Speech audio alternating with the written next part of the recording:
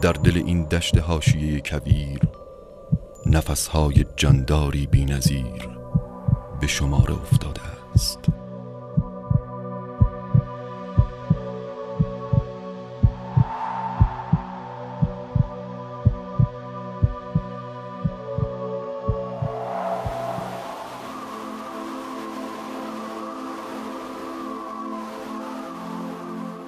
امروز بیشتر دوستداران حیات وحش ایران این جاندار زیبا را میشناسند، اما هستند کسانی که همچنان این گوهر کمیاب کویرهای ایران را با پلنگ اشتباه میگیرند. هرچند در نگاه نخست شباهت‌هایی با پلنگ دارد، ولی جثه کوچکتر، بدن کشیده‌تر، خالهای توپر روی پوست و از همه مهمتر خطی سیاه که از چشمان این گربه دوست داشتنی به سمت دهانش کشیده شده او را از پلنگ متمایز می کند.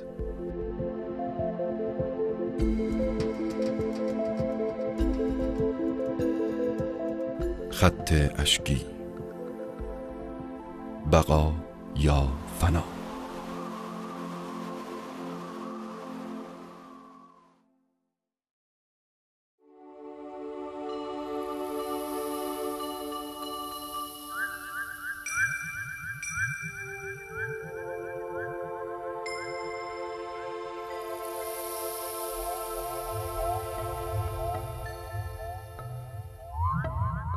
یوزپلنگ یک واژه اصیل ایرانی است. یوز از مصدر یوزیدن به معنی جستن و جستجو کردن است و یوز گربه‌سانی جستجوگر است. جستنی با جستن، جستنهای بلند و پیاپی که بارزترین ویژگی این حیوان منحصر به فرد است. یوز سریع ترین دونده روی زمین،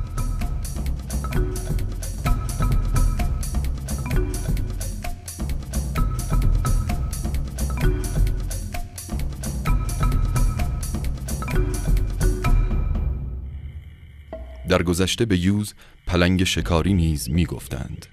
در برخی جاها به آن تازی پلنگ هم می گویند. ایرانیان باستان بیشتر به آن یوز می گفتند، اما در جهان به این گربه بی‌نظیر یوز آسیایی می گویند. در مورد یوز پلنگ آسیایی امروز اطلاعات خیلی زیادی وجود داره، چیزی که تا یک دهه قبل ذره‌ای از این اطلاعات موجود نبود. امروز میدونیم که یوز پلنگ آسیایی که امروز فقط در ایران باقی مونده، از همه مناطقی که قبلا زندگی میکرده، از سواحل مدیترانه تا هندوستان، همه جا منقرض شده و تنها جایی که باقی مونده کشور ماست و در کشور ما هم در شرایط خیلی سختی در مرکز ایران که محیط بسیار خشک و دشوار و کویری هستش زندگی میکنه.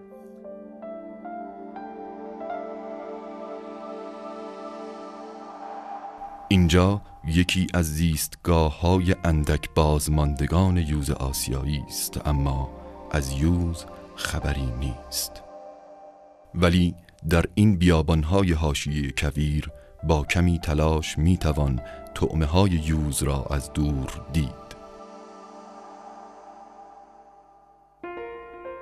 آهو یکی از اصلی ترین طعمه‌های یوز. برخلاف این آهوها دیدن یوز آسان نیست، چرا که این سریع ترین دونده روی خشکی به شدت از انسان، این دشمن دیرین خود، گریزان است و همواره خود را از آدمی دور نگه می دارد. حیات وحش سرزمین ما با حیات وحش قاره آفریقا تفاوت‌های بنیادی دارد. بیشتر وحوش آفریقایی که اغلب به صورت مستمر در معرض دید گردشگران و دوستداران حیات وحش هستند، ترسی از انسان ندارند. اما در مقابل وحوش کشور ما با حس کردن بوی انسان از راه دور قبل از دیده شدن پا به فرار می‌گذارند.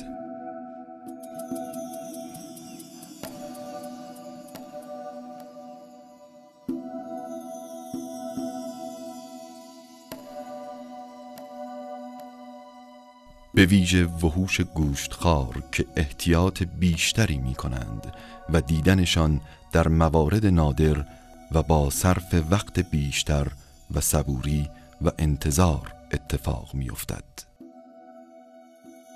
با توجه به تعداد بسیار اندک یوز در ایران، بدیهی است دیدن مستقیم آن بسیار دشوار است. در طول 3 سال تصویر برداری از زیستگاه یوز در منطقه میاندشت جاجرم از توابع استان خراسان شمالی موفق به دیدن رو در روی یوز ایرانی نشده بودیم تا اینکه نمیبینمش.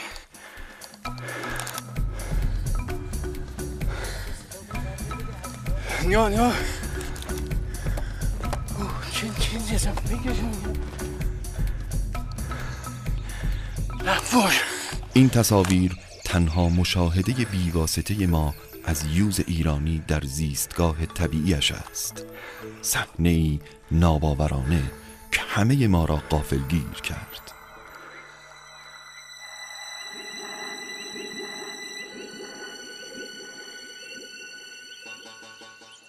ما این مسیری که داشتیم می اومدیم از سمت چشمه، این بالاتر سرچشمه هستش. گهگاهی هی رد پای یوز می دیدیم و هی می آمدیم پایین تر. می آمدیم پایین تا اینجا منم از آقا بهزاد جلوتر بودم. ولی در این قسمت من 1-2 تا رد پا دیدم که با همینا مشغول شدم برای تصویر گرفتن. آقا بهزاد از من 3-4 متر جلوتر رفت. در حینی که داشت جلو رفت این من در اینجاها بود که یوزا رو در زیر اون گز، درخت گز که خوابیده بودن اونجا دید. دیدن یوز آسیایی در طبیعت بخت یاری بزرگی است، اما بخت بزرگتر فرصت تصویر برداری از یوز در زیستگاه اصلیش است.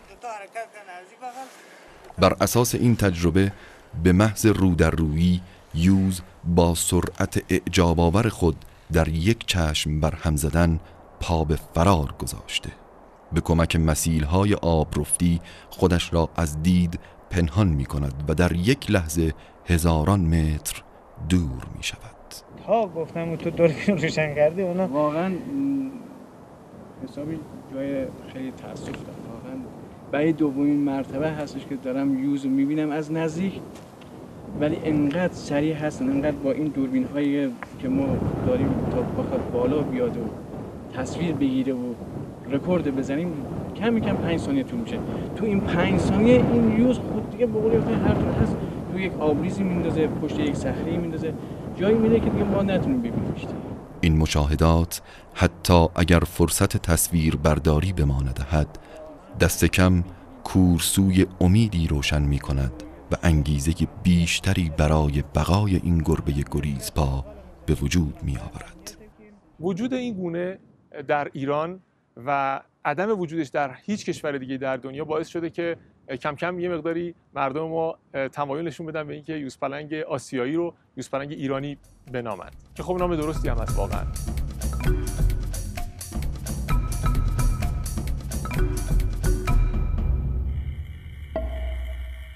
به وجود آمدن پروژه یوزپلنگ آسیایی یا همکاری سازمان محیط زیست با نهادهای بین‌المللی مثل UNDP در واقع به همین دلیل هستش که ما از آخرین شانس برای بقای این گونه یا به عبارت بهتر زیرگونه از یوزپلنگ استفاده بکنیم تا در کشور خودمون بتونیم نگهش بداریم. قرار بر این شده بود که ما در چند محور در ایران کاری انجام بدیم که نتیجه همه اینا باعث نجات یوزپلنگ از خطر انقراض بشه. این چند تا محور خیلی ساده است در ظاهر، ولی در عمل خیلی مشکله. یکی از محورها این بود که ما اطلاعاتمون و دانشمون رو در مورد یوزپلنگ زیاد کنیم، چیزی که قبلش وجود نداشت. ما هر چی اطلاعات داشتیم راجع به یوزپلنگ در آفریقا بود که در خیلی از موارد بعدها فهمیدیم که اینا با هم دیگه هیچ همخوانی و سازگاری ندارن. اطلاعات یوزپلنگ ایرانی متفاوت هستش از اونها.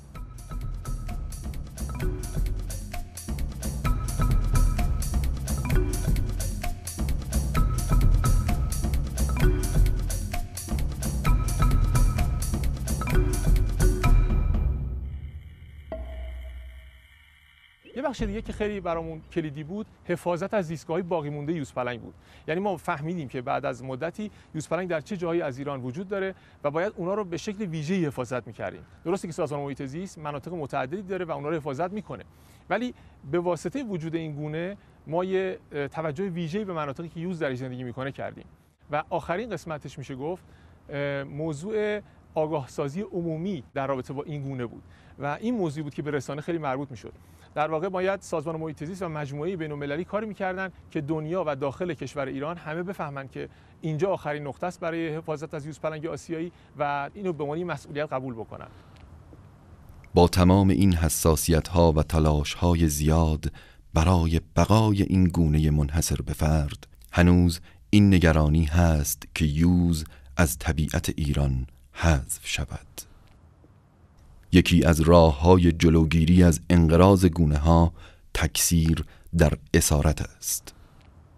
تکثیر در اسارت جزو اولین اولویت‌های پروژه ما نبوده و جزو اولین اولویت‌های سازمان محیط زیست هم نبوده.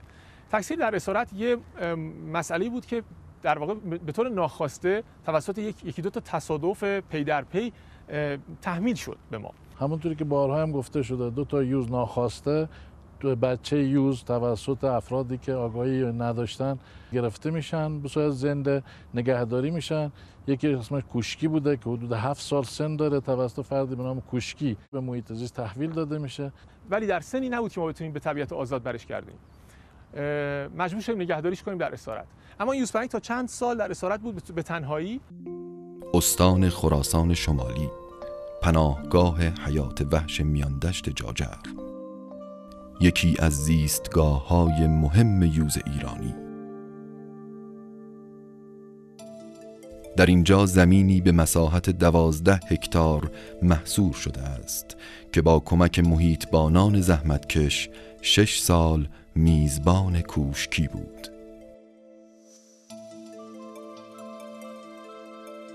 تا روزی که دوباره در یه حادثه کاملا مشابه یه یوزپلنگ دیگه‌ای به اسارت در اومد که این دفعه ماده بود. استان سمنان، پناهگاه حیات وحش و پارک ملی توران. منطقه توران به عنوان ذخیره‌گاه زیست کره یکی دیگر از زیستگاه‌های مهم یوز در کویرهای مرکزی ایران است. در گوشه‌ای از این پارک با کمک محیطبانان خستگی ناپذیر آن، دلبر این یوز ماده به مدت 4 سال نگهداری شد.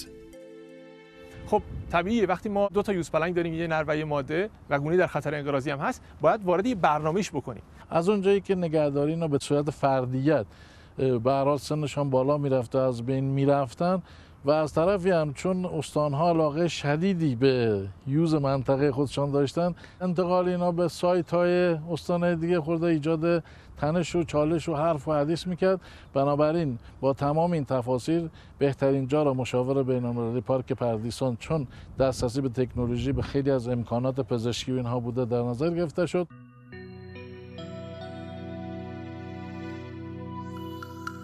3 ماه پس از انتقال کوشکی و دلبر، برای تصویر برداری از آنها به پارک پردیسان تهران رفتیم.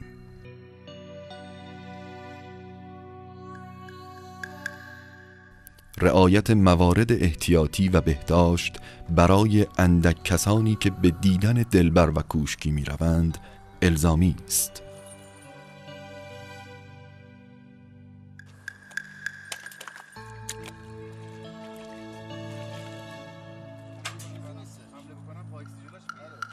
برای حفاظت از افراد گروه، یک چوب بازدارنده از حمله یوز که صدمه‌ای به آنها نمیزند همراه میبرند.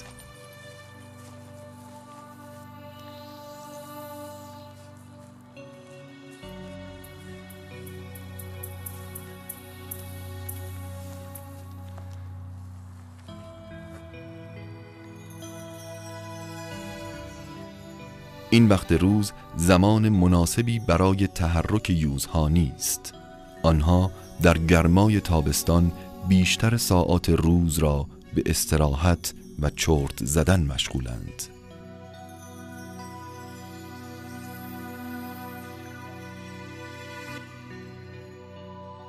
محلی که ما الان درش قرار داریم جایگاه دو یوزپلنگ آسیایی در اسارت ماست، کوشکی و دلبر. فضایی که بهش اختصاص داده شده حدود 1.5 هکتاره که از 6 تا قسمت تشکیل شده که 3 قسمت A و B و Cش در حال حاضر جایگاهی هستن که برای دلبر و کوشکی ما داریم استفاده میکنیم. در حال حاضر دلبر توی A قرار میگیره، فضای B فضای مشترکشونه و فضای C هم جایگاهی که کوشکی درش قرار میگیره. اون 3 قسمت دیگه جایگاهی هستن که اگر خدایی نکرده در اثر هر واقعی دوباره یوزپلنگی به اسارت افتاد بتونیم یه جایگاهی داشته باشیم که بیان اینجا قرار بگیرن.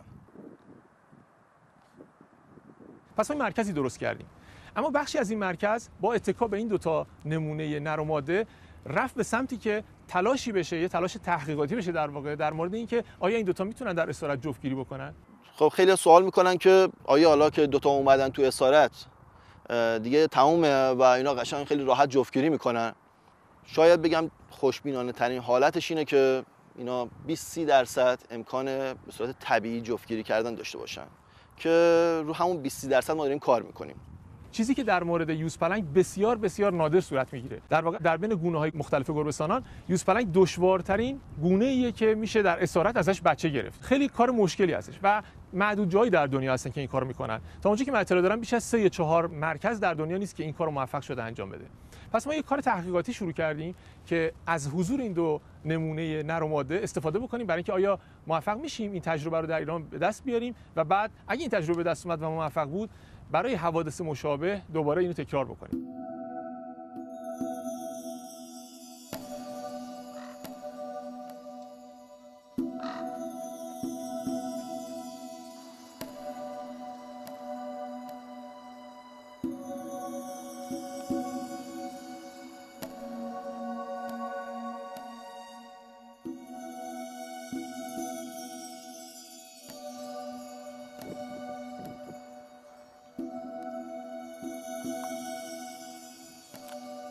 در تمام مراحل کارم ما از حضور در واقع متخصصین و بهترین متخصصین دنیا استفاده کردیم. ما بهترین شخصی رو که در دنیا کار تکثیر یوزپلنگ انجام داده، ابتدا کارش رو در باغ وحش نزدیک دوبلین در ایرلند شروع کرده. ایشون ایرلندی هستن و بعدها در مراکز دیگه‌ای که نهایتاً در امارات متحده عربی بوده این کار رو چندین بار تجربه کردن و ما از ایشون به عنوان مشاور دعوت کردیم که مشاور طرح ما باشن. الان که با هم صحبت می‌کنیم این مرکز داره با در واقع راهنمایی ایشون ولی با مدیریت خود سازمان محیط زیست و در واقع مجموعه سازمان داره اجرا میشه و خوشبختانه تا به امروز هم خیلی خوب جلو رفته.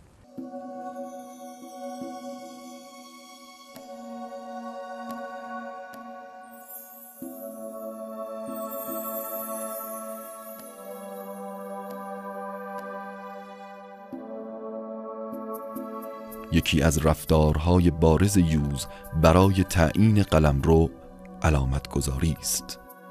جاهای مختلف علامت گذاری میکنیم. یکی از جاهایی که ما چند بار دیدیم همین جاها بوده و همین خاطر اومدیم این خودمون درست کردیم که اگر علامت گذاری کرد اسپری که میکنه ادرارش بریزه این تو و ما بتونیم جمع کنیم حالا برای آزمایشاتی که احتیاج هستش بچه‌ها بتونن استفاده کنن.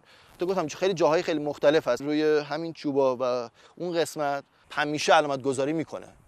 یکی از فضاها به عنوان فضای مشترک هست که توی اون فضا بستگی به شرایط یا یک روز در میون یا هر روز توی اون فضا جابجا میشن، همدیگر رو نمیبینن و توی اون فضا مارکینگ میکنن، علامت گذاری میکنن، بوی همدیگر رو حس میکنن، همون اتفاقی که توی طبیعت میفته. وقتی ما علائم فعلی رو توی دلبر میبینیم با حرکاتی که انجام میده، با صدا در آوردنش، با غلط زدن روی زمین، اون فضای وسطی که گفتم باز میکنیم، اینا میرن پیش همدیگه قرار میگیرن تا یه چند روزی پیش هم هستن که اگر به اصطلاح جفتگیری انجام بشه که جدا میشن. در غیر این صورت یه چند روز دیگه صبر میکنیم بعد اینا رو جدا میکنیم.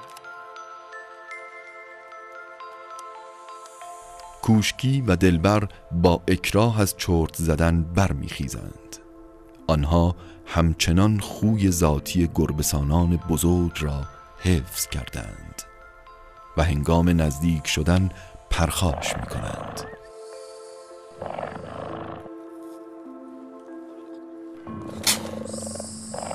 به ویژه کوشکی که حمایت از دلبر او را جری‌تر کرده است. و بعد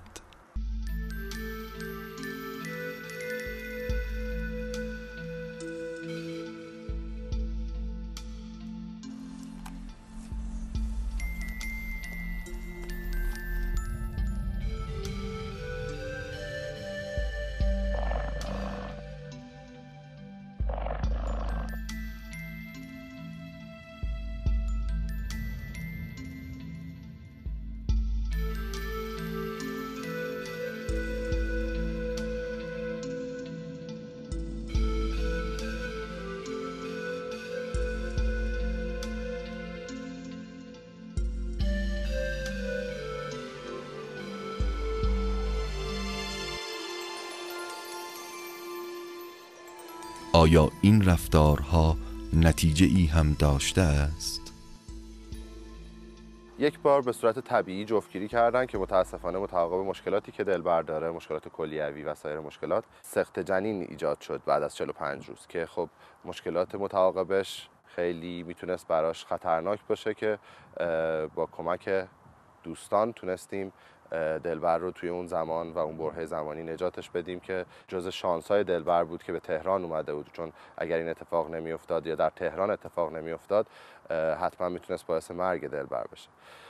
بعد از مدت طولانی درمان وضعیت رحمش دوباره وضعیت طبیعی شده از نظر اولتراسونوگرافی و پترن خونیش که امیدواریم در آینده بتونیم از دلبر به عنوان یک مولد دوباره استفاده بکنیم.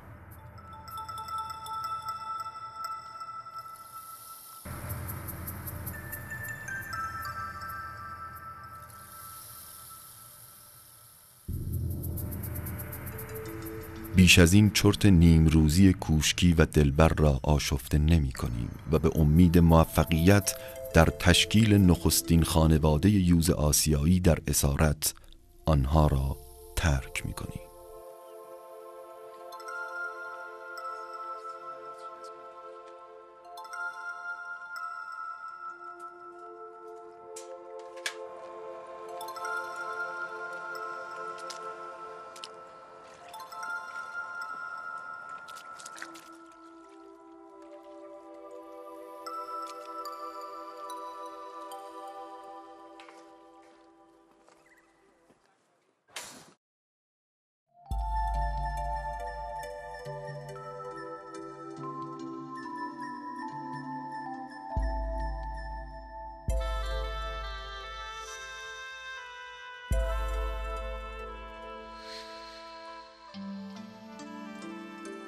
در طبیعت میاندشت جاجرم اما زندگی وحوش همچنان به شیوه خاص خود در جریان است.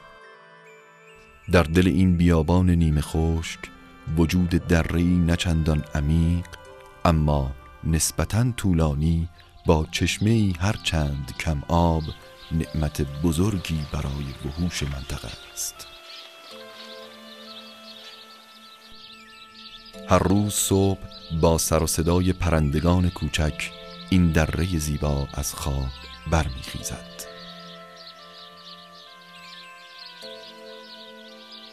بعد از آنها نوبت پرندگان کمی بزرگتر همچون کبوتر صحرایی یا با قرقره و کبک و تیهو با جوجه هایشان است که برای نوشیدن آب به سمت آبشخور می آیند.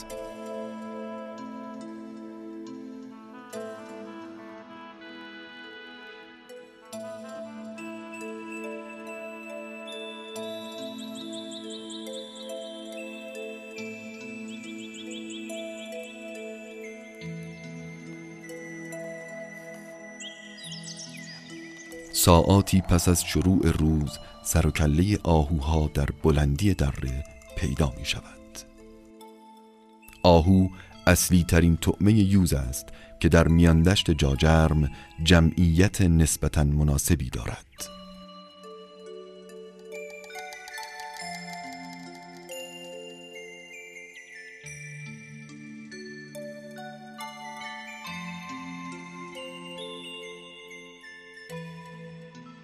آهوهای تشنه با احتیاط به سمت آبشخور می روند اما آهوهای مسن همچنان مردد هستند.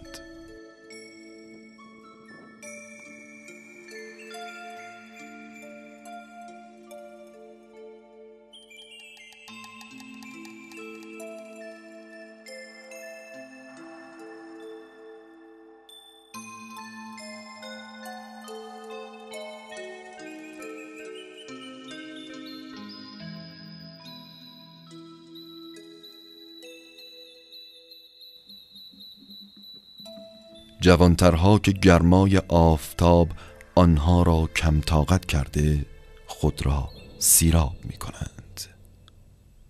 اما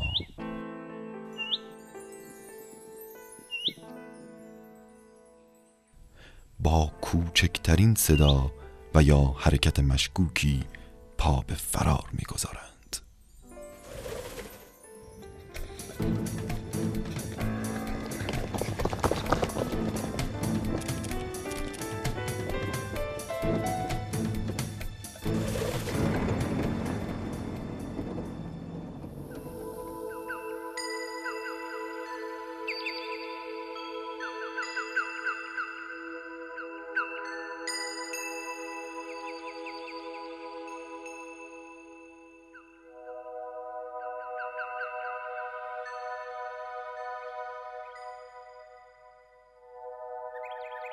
از آنجا که گوشتخواران در طبیعت ایران کمتر خود را نشان می‌دهند، استفاده از دوربین طلعی یکی از بهترین راه‌های تصویر برداری از گوشتخواران اینجاست.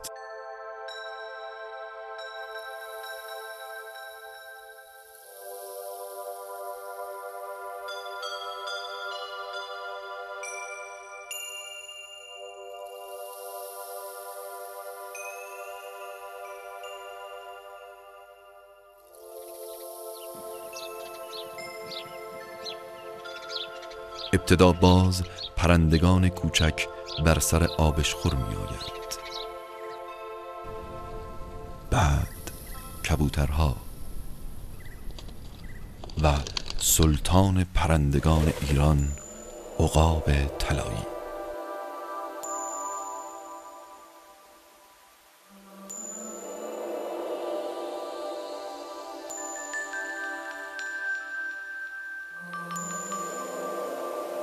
آهوهای نر با همان احتیاط همیشگی و آماده فرار. بعد روباه.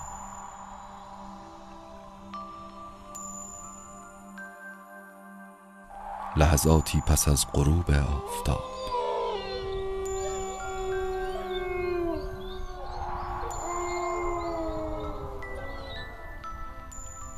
گله‌ای کوچک از گرگ‌های جوان و سرحال که از خوی درندگی آنها هنگام نوشیدن آب خبری نیست.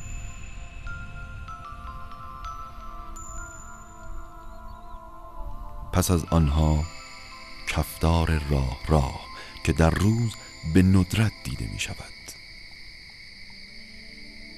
کفتار و گرگ از اصلی ترین رقیبان یوز هستند و در تنگنای طعمه غذای همدیگر را محدود می کنند. شب باز آهوها که با احتیاط تمام نزدیک آبشخور می شوند.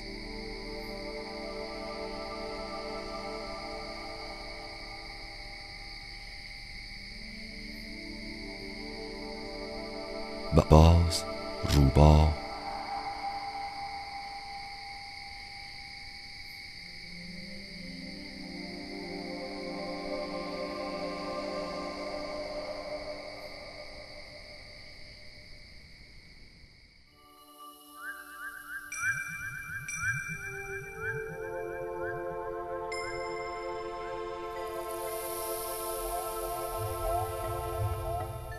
و در روز بعد گوهر کویرهای ایران، یوز ایرانی در زیستگاه خدادادیش.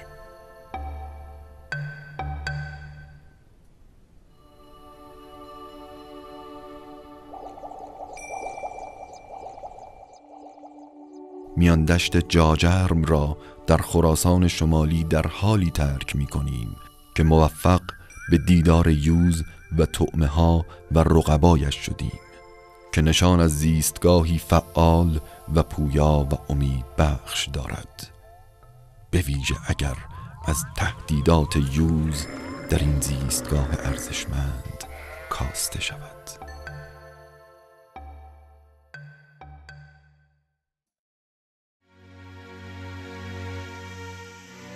سال بعد به پارک پردیسان تهران باز می‌گردیم.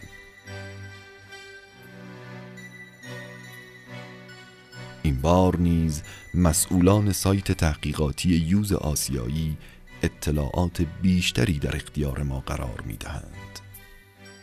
درسته که وقتی همه شرایط بر وفق مراد است در طبیعت، این کار ارزش سرمایه‌گذاری نداره، اما وقتی که احتمال بروز خطراتی در طبیعت وجود داره، وقتی جمعیت بسیار کوچیکه، این یه گامیه برای آینده که ما یه ذخیره‌گاه، یه بکاپ داشته باشیم که در موقع لزوم بتونیم از این استفاده بکنیم.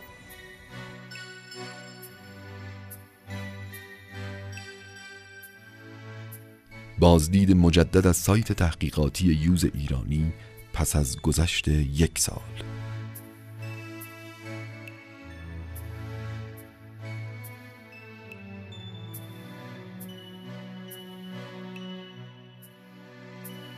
حتما اطلاع دارین که اینا از زمستان سال 93 در اینجا هستن. در حال حاضر چیزی کمتر از 2 ساله که تو این سایت هستن، یعنی شاید تو آذر و دی میشه 2 سال. تو این 2 سال ما تمهیداتی که لازم بوده برای حفظ بهداشت و سلامتی اونا رو که به طور کامل انجام دادیم و خب اولویت اول کمک به تکثیر اینا به صورت طبیعی هستش، یعنی به صورت فیزیکی با کمترین دخالت انسان. تمام مواردی که در اینجا پیش بینی شده زیر نظر مشاور آقای شان مک‌کوینه. خود ساخت جایگاه‌ها و لوازمی که شاید اینا احتیاج داشته باشن، سعی شده که تقریبا همه چیز به صورت طبیعی باشه. خاکریزایی که حالا هستش از اون طرف دهنه غاره که میتونن برن داخلش برای حالا گرما، سرما. این الان یکی از اتاقایی که ما برای دلبر در نظر گرفتیم که همونجوری که ملاحظه می‌کنید ببینید که خودش اومده جایگاه خودش انتخاب کرده. خوبی که این اتاق داره گرما و سرما رو از بیرون منتقل نمی‌کنه به داخل. خیلی هم دلبر از اینجا استقبال می‌کنه، یعنی در بیشتر مواقعی که خودش تنها هستش میاد اینجا. قرار شده که یکی دیگه هم درست کنیم برای کوشکی. یکی 2 بار با هم اومدن داخل، ولی اینکه میخوان همیشه چیز باشه نه، چون همیشه کلا اینا با هم نیستن. خب طبیعتا ما این 1 فصل رو گذروندیم و اینا موفق نشدن که به صورت طبیعی این کار رو انجام بدن و یه فصل دیگه هم امسال در پیش داریم. گام بعدی اینه که اگر در این فصل جدیدم اینا موفق نشدن به صورت فیزیکی یا به صورت طبیعی این کار رو انجام بدن، ما جلوی پیش بینی کردیم و از افراد متخصص دیگه‌ای دعوت داریم می‌کنیم که اینا کارشون این هست که تکثیر در واقع با دخالت انسان رو در مورد اینا انجام بدن. خود تکثیر با دخالت انسان مراحل مختلف و روش‌های مختلفی داره. بعضیش روش‌های یک کم به اصطلاح آزار برای حیوان ایجاد می‌کنه که ما فعلا سراغ اونها نخواهیم رفت. الان می‌خوایم داروی دلبر رو بهش بدیم برای مشکل کلیویش که هر روز دارو استفاده باید بکنه. به همین دلیل 1 وعده از غذاش رو صبحها به میزان کم بهش میدیم. البته وعده غذایی حساب نمیشه، فقط برای استفاده داروشه.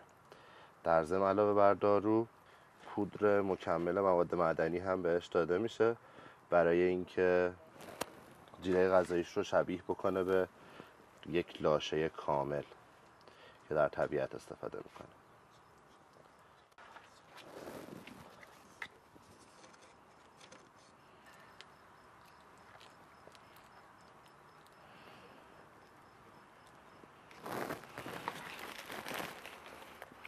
این پودری که استفاده میشه مکمل مواد معدنیه، چون خیلی علاقه‌ای بهش نداره داخل بافت گوشتش استفاده میکنیم که مزه‌اش رو خیلی نفهم. خب میتونیم بهش ببریم.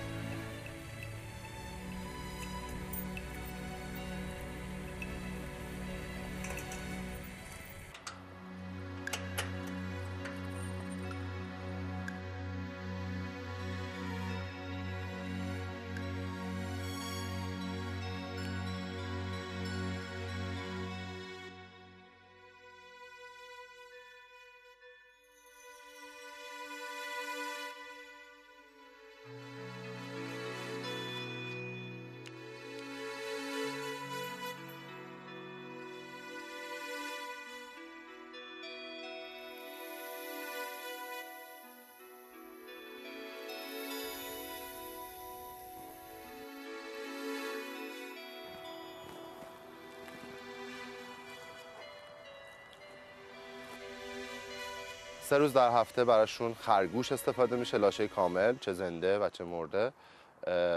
خرگوش ها قبلش معاینه میشن برای اینکه مشکلی نداشته باشن. 2 روز در هفته مرغ به صورت کامل براشون استفاده میشه و 1 روز در هفته بز، اون هم با اسکلت و پوستش براشون استفاده میشه. 1 روز در هفته هم استراحت دارن. البته در حال حاضر فقط کوشکی هستش که استراحت داره، چون دلبر باید دارو مصرف بکنه، هر روز غذا دریافت میکنه.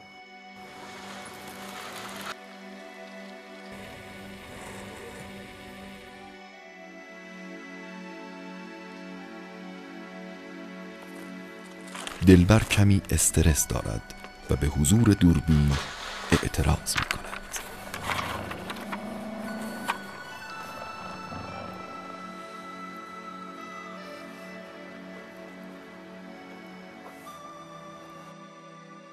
یکی از چیزهایی که میتونه باعث بشه هم توی ریپروداکشن یا تولید مثلشون تاثیر بذاره و هم توی وضعیت سلامتشون چاق شدن بیش از حده. به همین دلیل هستش که جیره غذایی مشخصی در اختیارشون قرار میگیره. حجم مشخص و بیش از اون حد در اختیارشون قرار نمیگیره، چون تقریبا میشه گفتش که هر زمانی که بهشون غذا بدی اشتهای خوردنش رو دارن، مثل اون حالتی که توی طبیعت هر وقت که غذا پیدا بکنن تا جایی که جا دارن غذا میخورن. ولی اینجا جریان فرق داره و جیره غذایی مشخص هست، حجم مشخصیه، بین 1 تا 2 کیلوگرم بیشتر بهشون غذا داده نمیشه برای اینکه وزنشون کنترل بشه. در مورد فعالیت بدنی، چون 2 تا یوز هستن و به صورت چرخشی جابجا میشن، اون فعالیت در حد مورد نیازشون براشون فراهم میشه و مشکلی الان از نظر چاقی خوشبختانه ندارن و از نظر نمره بدنی در وضعیت کاملا عالی هستن.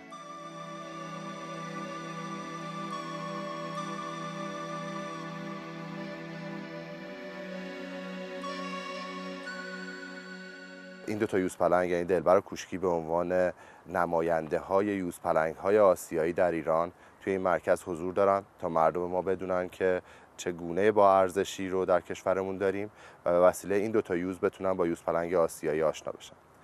در کنارش البته به تولید مثل هم فکر کردیم، نه به معنای اینکه این تولید مثل میتونه نسل یوزپلنگ رو در طبیعت نجات بده یا اینکه بچه‌های دلبر و کوشکی میتونن به طبیعت برن و نسل یوزپلنگ رو نجات بدن، فقط به این منظور که تنها یوزپلنگ‌های آسیایی موجود در اسارت در کل دنیا هستن و باید حداکثر استفاده ازشون بشه.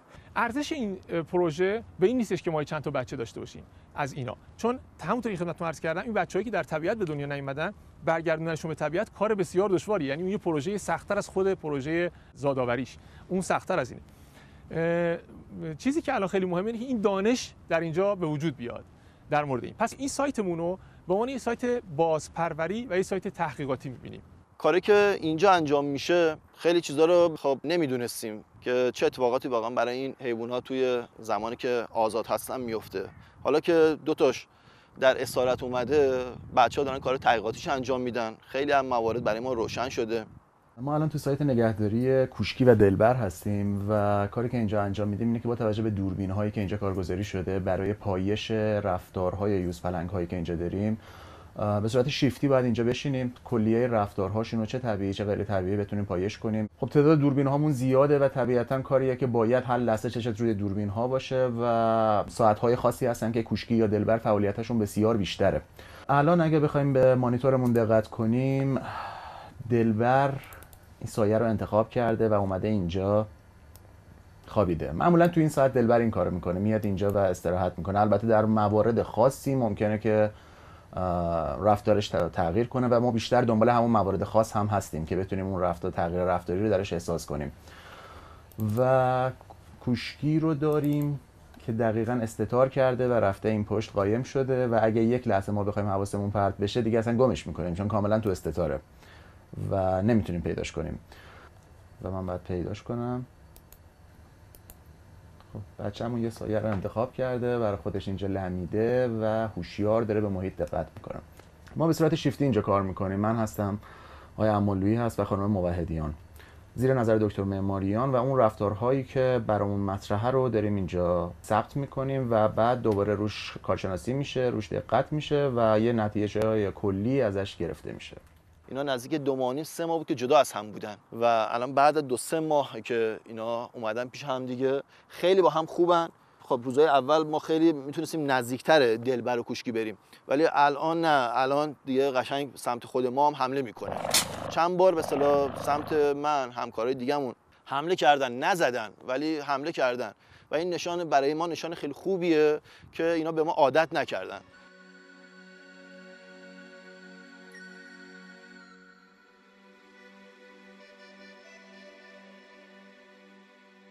از خاطراتی که تو این چند وقت ما اینجا داریم، یه روز بچه‌ها اعلام کردن که دلبر یه کلاغی رو شکار کرده. به خاطر اینکه ترسیدیم که شاید بیماری داشته باشه، رفتیم که به اصطلاح کلاغ رو از دهن دلبر بگیریم که کوشکی اونجا خیلی حمایت کرد از دلبر و نذاشت که اتفاق بیفته، که غذاش هم خورد و خیلی هم خوشش اومد. از اون روز به بعد دیگه کلاغ خیلی کمتری میاد اینجا، ولی خب اونا هم که میان اینا سری میرن دنبالشون. کلاغ یا کبوتر که میان سری میرن دنبالشون، یعنی اون غریزه به نظر میاد که همچنان تو اینا هستش، با توجه به اینکه اصلا خب شکار طبیعی نکردن، ولی خب این اتفاق افتاد اینجا. در حال حاضر دلبر و کوشکی هر جفتشون در وضعیت سلامتی کامل به سر میبرن و مطالعات رفتارشناسی داره روشون انجام میشه برای اینکه بتونیم پترن‌های تقریباً مشابهی نسبت به طبیعت رو توشون حس بکنیم و بعد تغییرات رفتاری میتونه بهمون کمک بکنه برای تشخیص زمان فحلی دلبر، که بتونیم از اون زمان چه برای جفتگیری طبیعی چه برای artificial insemination یا تلقیح مصنوعی استفاده بکنیم. اینجا محیط مناسبی برای تکثیر هست، بسیار مناسب، ولی اصلا محیط مناسبی برای نگهداری نیست. برای نگهداری خوشبختانه ما سایت‌هایی داریم در استان خراسان شمالی و همچنین سایت‌هایی داریم در استان سمنان که در واقع هر دوی این فردی که به اینجا الان اومدن از این دو استان اومدن و طبیعتاً وقتی که این بچه‌ها به دنیا بیان ما باید محلی برای نگهداری مناسب از اینا داشته باشیم که قطعاً این محل نگهداری مناسب این دو استان خواهند بود، یعنی پارک ملی توران به طور مشخص و پناهگاه حیات وحش میاندشت. این دو جایی هستن که جای آماده دارن و بهترین نقطه برای نگهداری بچه‌ها اینا هستن. تا زمانی که دلبر و کوشکی هستن که این سایت هستش، خب اگر توی حد فاصل اتفاق خوب بیفته و اینا صاحب طوله بشن، مطمئنا خب اینجا میشه اولین پایگاهشون که بعدها از اینجا مطمئنا میرن به قسمت دیگه. این قرار نیست که همه یوز پلنگا بیان اینجا، این فقط به عنوان یک مرکز تحقیقات. در این بین اما چه سرنوشتی در انتظار پروژه حفاظت از یوز آسیایی است؟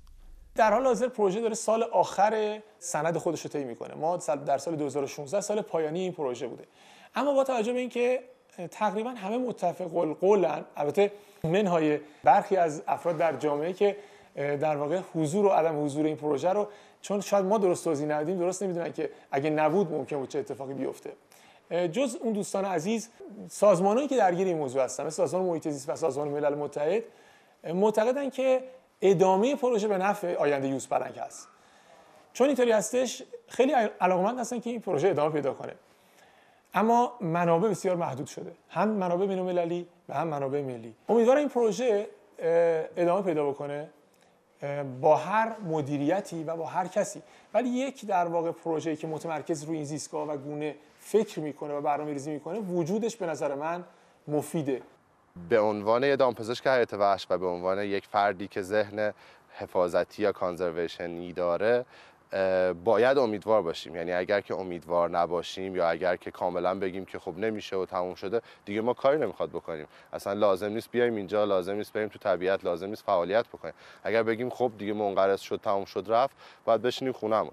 ما هنوز امیدهای زیادی داریم و در این حال اینم بگم خدمتتون که تمام این امیدها هم باز وقتی جمعیت به اندازه 50 تا تخمین زده میشه بسیار بسیار بحران باقیه. اینطوری نیستش که امیدی که ما میگیم معنیش اینه که این جمعیت تا 2 سال دیگه 3 سال دیگه یا از خطر انقراض نجات پیدا میکنه. کاری که از ما برمیاد و سازمان محیط زیست باید انجام بده اینه که شرایط زیستگاهی اینا رو نذاره دچار تغییر بشه، بلکه بهبود ببخشه.